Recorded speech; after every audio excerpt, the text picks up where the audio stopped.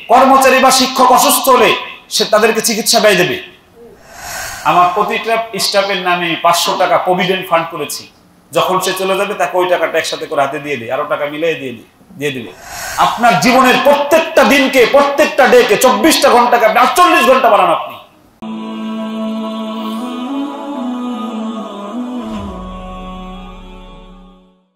কর্মচারী বা শিক্ষক অসুস্থ হলে সে তাদেরকে চিকিৎসা ব্যয় দেবে। আমি 5 লক্ষ টাকা বেতন দিতে পারলে 10,000 টাকা আমি শিক্ষক চিকিৎসা ফান্ডে আমি ফেলাতে পারি না? আমার প্রতিষ্ঠান পারে না?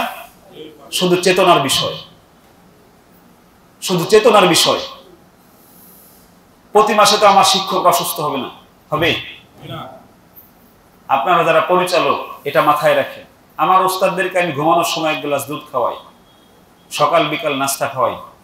মাগরিবের পরে ক্লাসে বসার সাথে সাথে তার টেবিলে এক কাপ চা আর একটা বিস্কিট চলে যায়।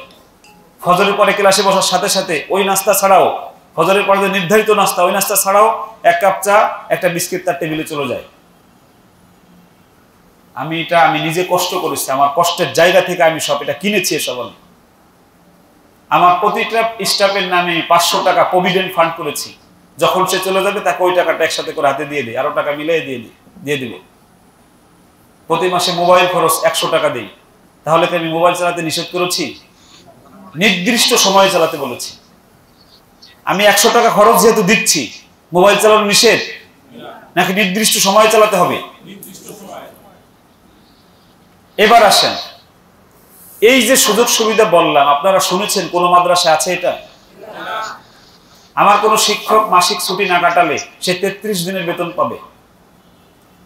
ফিরি তারে আমি ওই 3 দিন খাটাচ্ছি না। সে তার পাওনা ছুটি 3 দিন কাটায় নাই, 3 দিনের বেতন সে পেয়ে যাবে সাথে সাথে আলাদা। বুঝতে পেরেছেন? এটাকে আমার ইনসাফ। এবার আপনার ইনসাফ বলেন। আমি এতটুক দেওয়ার পরে যদি আপনি রাত্রে 2টা পর্যন্ত মোবাইল চালান, তাহলে কি তার হক আদায় হবে?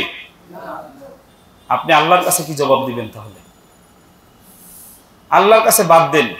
আপনি যে 8,000 টাকা নিয়ে এখান থেকে যাচ্ছেন না, 2 বছর পরে বলবেন বেতন বাড়ান, বলবে যে আপনি চলে যান। মাদ্রাসাওয়ালারা বলবে যে আপনি চলে গেলে ভালো হয়। আমি যা বলছি, আমি যা করেছি, আপনার জীবনে সেটা খাটান। এখান থেকে যে আপনি 1 মাস পরে বলবেন চলে যাব, আপনার 2,000 টাকা বেতন বাড়াবে। আমি ওস্তাদের কাছ থেকে একটা মেয়ে নিয়েছি, রাশেদা সুলতানা নাম। আজকে সেইখানে এসেছে। আমার 6,000 টাকা বেতন বলে দিয়েছেন না? আমার কাছে 11 তারিখে সে গিয়েছে, মাসের কয় তারিখে? সে এত ভালো কাজ করেছে, এই মাস শেষ হওয়ার 1 দিন পরেই আমি তার বেতন 8,000 টাকা করেছি। ওই মাসেই তার অসুখ হয়েছে, চিকিৎসা ব্যয় গিয়েছে 3300 টাকা আমি দিয়ে দিয়েছি। বাড়ি যাওয়ার সময় টিকিট কেটে তার হাতে ধরাই দিয়েছেন। এটা কি তার চেহারায় না তার গুণে? কি গুণ? আমার ছাত্রীরা বলতেছে যে হুজুর আমাদেরকে ঝাড়ু দিতে দেয় না ম্যাডাম, আমাদেরকে ঝাড়ু দিতে দেয় না, ম্যাডাম ঝাড়ু দেয়। আমি বলছি তোমরা তো ধ্বংস হয়ে যাবা। বলে হুজুর জোর করলেও দেয় না। আমার ভিআইপি ছাত্রী আছে 3 জন, তাদের জন্য আমি কাজের লোক রাখি নাই। ওই ভিআইপি ছাত্রীদের কাপড় দিয়ে দেয় সে ইচ্ছা করে এই ম্যাডাম। আসরের পরে সে না ঘুরিয়ে বাচ্চাদের চুল হাসরায় দেয়, খাওয়ায় দেয়, কোলে বসায় খাওয়ায় দেয় ছোটদের। আমাকে অভিভাবকরা, আমার স্ত্রী, ছাত্রীরা সব পক্ষ থেকে সমান প্রশংসা। আমার তার কিছু লাগবে না।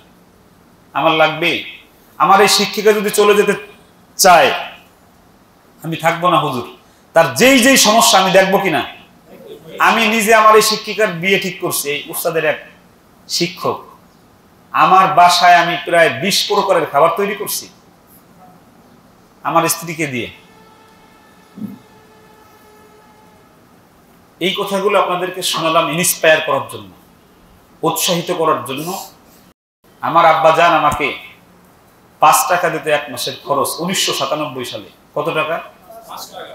আমার ছেলে একদিনে 500 টাকা খরচ করে ফেলে। আমার বাসায় গত মাসে 70,000 টাকা খরচ হয়েছে। আমাকে ম্যানেজার বলতেছে যে হুজুর খরচটা বেশি হয়ে যাচ্ছে। আমি বলছি ঠিক আছে, আগামী মাসে একটু কম করার চেষ্টা করব। আমি আজ থেকে 17 বছর আগে কত টাকার লোক ছিলাম? 1500। আমার বাসা খরচ কত হয়েছে? 70,000 টাকা। বাসা ভাড়া পুরো বাদে এটা। তো এই যে আমার ছেলে, আমি গরিবের ছেলে ছিলাম, আমার ছেলে কি গরিবের ছেলে? আপনি দয়া করে, অভিশাপ নিয়ে জন্ম হয়েছে আপনার, আপনি গরিবের ছেলে, আপনার কলিজার টুকরা সন্তানকে আপনি গরিব রেখেন না। সে যেন না বলতে পারে যে আমাকে একটা জামা পরাইছে আমার বাবা, সে যেন না বলতে পারে যে আমার বাবা কখনো আমাকে 5 স্টার হোটেলে নিয়ে যায় নাই, সে যেন না বলতে পারে আমার বাবা আমার এই আশাকে পুরাই নাই।